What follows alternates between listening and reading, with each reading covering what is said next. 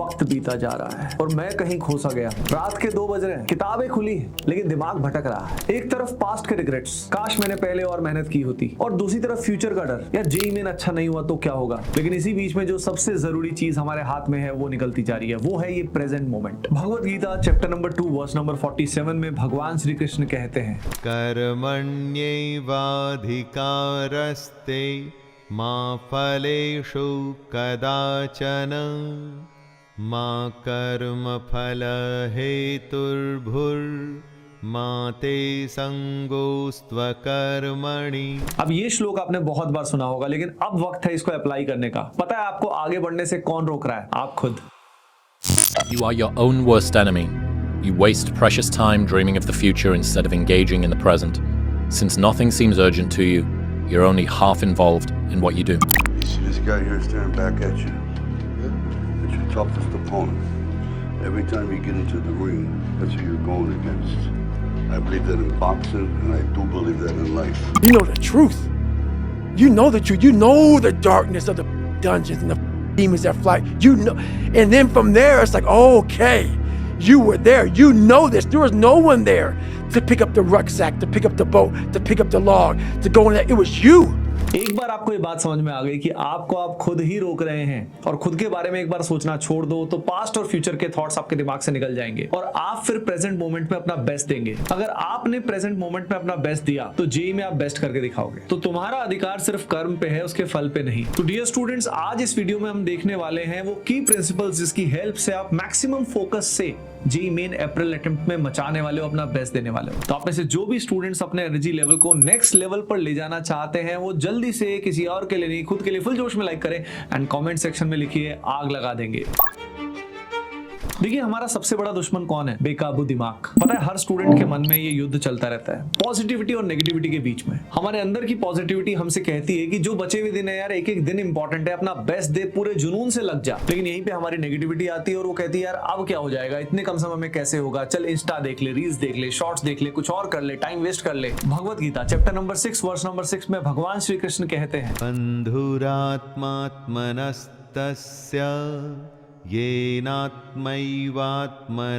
जितः अनात्मनस्तु शत्रुत्वे वर्तेतात्मैव शत्रुवत्। यानी जिसने अपने मन को जीत लिया, मन उसका मित्र बन जाता है, पर जो मन से हार गया, मन उसी का दुश्मन बन जाता है। अब इसी को कंट्रोल करने के लिए अगला की प्रिंसिपल आता है, वो है the power of now. Bruce Lee के बारे में तो आपने सुना होगा, वो हमेशा एक बात कहते थे, Be water, my friend. Be water my friend, be water. यानी आपने एक चीज हमेशा नोटिस की होगी, जब नदी बह रही होती है और आगे जाके समुद्र से मिल जाती है, तो जो बह रही होती है तो क्या वो पास्ट के पत्थरों से टकराती है या फ्यूचर के तूफानों से डरती है? नहीं, पानी तो बस मूव करता रहता है, बहता रहता है। बच्चों, आपको भी उसी तरीके से फ्लो में बहना है और अपना बेस्ट देना है। अपने को फ्यूचर के और पास्ट के बारे में बिल्कुल भी नहीं सोचना है। तो ना ही आपको बीते हुए किसी भी एक्शन का स्ट्रेस लेना है, रिग्रेट करना है, और ना ही आपको फ्यूचर की वरी करनी है। पता है, जब भी हम पढ़ाई में अपने मन को लगाएंगे तो उसका भटकना बहुत ही कॉमन है। इसका रीजन ये है कि हमने अपने माइंड को ट्रेन ही भटकने के लिए किया है। हम हमारे मन को देखते ही नहीं है, आजादी दे देते हैं कि भाई जो करना है कर ले, जो सोचना है सोच ले। इसलिए मैं आपको 5 सेकंड की एक टेक्निक बताता हूँ। हमेशा अपने ब्रेन की एक्टिविटीज को ऑब्जर्व करें। जब जब आपका मन भटके उसको ऑब्जर्व करें और दोबारा से आप उसी काम पे उसको लेकर आइए। इससे आपकी हैबिट बन जाएगी कि मन को सही काम पे कैसे लगाना है। चलो अब देखते हैं अगला की प्रिंसिपल। क्या आप जानते हो जेईई एस्पिरेंट और योगी में क्या सिमिलरिटीज है? भाई दोनों ही अपनी सेंसेस पे कंट्रोल करके तपस्या कर रहे होते हैं, लेकिन यहाँ पे बहुत सारे हमारे जेईई एस्पिरेंट्स फैल जाते हैं, बैड हैबिट्स का शिकार बन जाते हैं और अपनी एनर्जी को गलत डायरेक्शन में बहा देते हैं, जिससे हमारा कॉन्फिडेंस लूज होता है और हमारे दिमाग में नेगेटिविटी भर जाती है। Bhagavad Gita chapter number 16 verse number 21 भगवान श्री कृष्ण कहते हैं, विविधं नरकस्येदं द्वारं नाशनमात्मनः कामः क्रोधस्तथा लोभस्तस्मादेतत्त्रयं त्यजेत्। तो ये 3 चीजें इंसान को बेकार कर देती हैं। ये है काम, क्रोध और लोभ। यहाँ पे काम का मतलब सिर्फ काम वासना नहीं है, इसका मतलब डिजायर्स है। तो आप एक बात सोचिए, एक वॉरियर अगर अपनी एनर्जीज को इन छोटी छोटी चीजों में वेस्ट करता रहेगा तो उसके पास युद्ध जीतने की एनर्जी बचेगी क्या? इसलिए आज ही हर डिस्ट्रैक्शन पर वार करो। सोशल मीडिया डाइटिंग करें, डिटॉक्स करें। एग्जाम के बाद ही सोशल मीडिया चलाइए। अपनी sleep cycle and biological clock को सही करें। रात को 11 बजे सो जाइए और सुबह 5 बजे उठ जाइए। सुबह सुबह एक्सरसाइज करने के बाद प्रे करना या मेडिटेट करना या नाम जप करना बहुत जरूरी है। उसके अलावा आपकी डाइट सात्विक होनी चाहिए। जैसा अन्न होगा वैसा ही मन होगा। आप खाओ मैं कमाऊं, वो है पैसों की वाइब्रेशन का खाना।